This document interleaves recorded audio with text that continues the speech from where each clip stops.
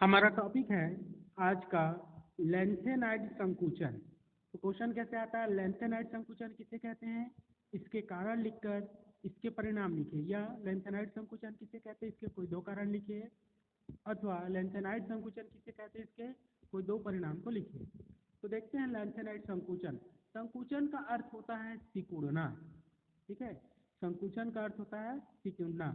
तो जब हम लेंथेनाइड श्रेणी में जाते हैं तो उनके आकार में लगातार कमी होने लगती है। देखिए लेंथेनाइड श्रेणी, लेंथेनाइड श्रेणी ये परमाणु क्रमांक 57 से लेकर परमाणु क्रमांक 71 ल्यूटेशियम तक होता है। तो जब हम किसी आवर्त सारणी में बाएं से दाएं जाते हैं, बाएं से दाएं जाते हैं, तो हम जानते हैं कि तत्वों का आकार धीरे धीरे क्या होने लगता है, कम होने लगता है। क्यों कम होने लगता है? क्योंकि बाएं से दाएं जाने पर परमाणु क्रमांक में वृद्धि होती है।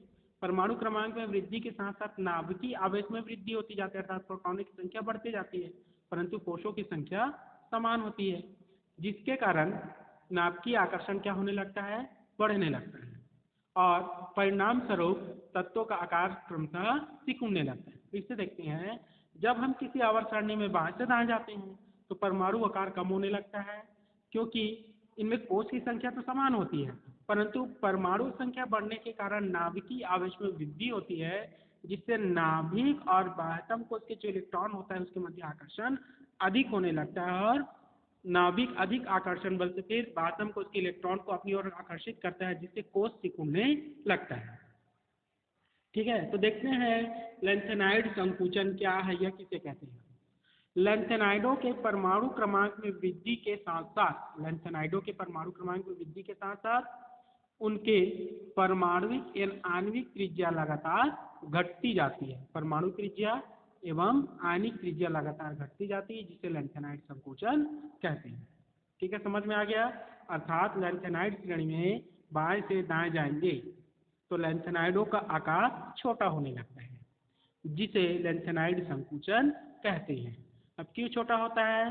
क्योंकि कोषों की संख्या तो समान होती है, परंतु नाभिकीय आवेश में वृद्धि होने के कारण आकर्षण बल बढ़ते जाता है, जिससे नाभिक अधिक आकर्षण बल से बाह्यतम कोष को अपनी ओर आकर्षित करता है, जिससे आकार छोटा होने लगता है। अब देखते हैं इसके कारण, लेंथेनाइड संकुचन के कारण। सबसे पहला है प्रभावी नाभिकीय आवेश। परमाणु क्रमांक में वृद्धि के साथ नाभिकीय आवेश बढ़ता जाता है।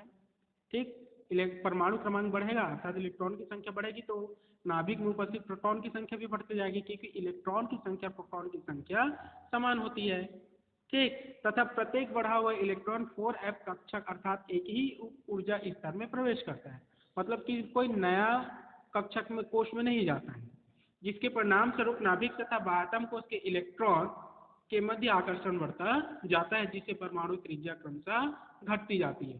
सीधे शब्दों में देखिए, लेंथेनम है, इसमें 57 इलेक्ट्रॉन, परमाणु क्रमांक 57, इलेक्ट्रॉन की संख्या 57, तो प्रोटॉन की संख्या भी 57। ल्यूटेशियम परमाणु क्रमांक 71, अर्थात इलेक्ट्रॉन की संख्या 71, तो प्रोटॉन की संख्या भी 71। अब इसमें प्रोटॉन की संख्या ज़्यादा है तो ज़्यादा आकर्षण बल से बाह्यतम को आकर्षित करेगा, और इसमें प्रोटॉन की संख्या कम अर्थात नाभिकीय आवेश का मान कम है तो कम आकर्षण बल से आकर्षित करेगा। तो ये ज़्यादा आकर्षित करेगा तो इसका आकार ज़्यादा छोटा होगा, और ये कम आकर्षित करेगा तो इसका आकार बड़ा होगा।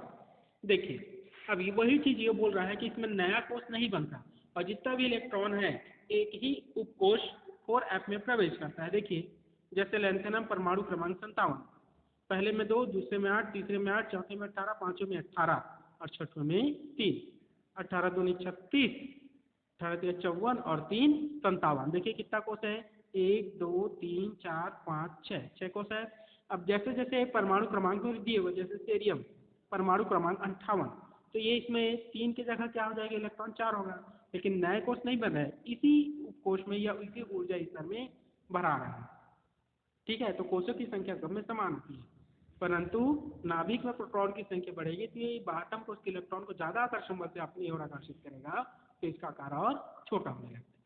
ठीक, अर्थात नाभिकीय आवेश बढ़ने के कारण लेंथेनाइड संकुचन होता है। ठीक है, दूसरा है दुर्बल परिरक्षण प्रभाव। परिरक्षण प्रभाव ऐसा प्रभाव है जिसमें अंतिम कोष के जो इलेक्ट्रॉन होते हैं उससे पहले वाले जो कोष के इलेक्ट्रॉन होते हैं, अंतिम कोष से पहले वाले कोष के इलेक्ट्रॉन वो नाभिक के आकर्षण बल को ज़्यादा अपने ओर आकर्षित करना चाहते हैं, ठीक है, और बाह्यतम कोष के इलेक्ट्रॉन को प्रतिकर्षित करते हैं जिससे उनको कम बल मिले, ठीक। तो यही जो परिरक्षण प्रभाव होता है वो दुर्बल होता है, ठीक है। 4f ऑर्बिटल की आकृति ऐसी होती है कि इसका परिरक्षण प्रभाव न्यूनतम होता है। अतः बाह्यतम कोष के इलेक्ट्रॉन के लिए नाभिक का आकर्षण बल लगातार बढ़ता जाता है, जिसके कारण तत्व आयनों के आकार में संकुचन होता है, ठीक है। जो परिरक्षण प्रभाव होता है वो दुर्बल होता है और 4f ऑर्बिटल की आकृति ऐसी होती है कि इसका नाभिकीय और बाह्यतम कोष के नाभिक इलेक्ट्रॉन बाह्यतम कोष के इलेक्ट्रॉन के बीच परिरक्षण प्रभाव निम्न हो जाता है, बहुत कम होता है, जिसके कारण बाह्यतम कोष के इलेक्ट्रॉन के नाभिक का आकर्षण बल लगातार बढ़ते जाता है, ठीक है।